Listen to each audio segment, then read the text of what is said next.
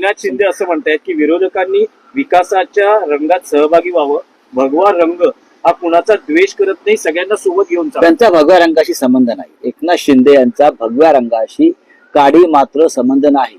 भारतीय जनता पक्षाच्या ताटाखालचे मांजरं झालेले जे लोक आहेत बरं का, त्यांच्या हातात भगवा नाही.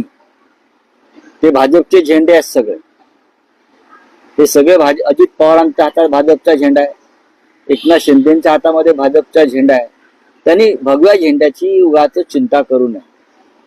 हा छत्रपती शिवरायांचा, हिंदू हृदय सम्राट बाळासाहेब ठाकरेंचा जो भगवा झेंडा आहे तो माननीय उद्धव ठाकरे यांच्या नेतृत्वाखालच्या शिवसेनेकडे आहे.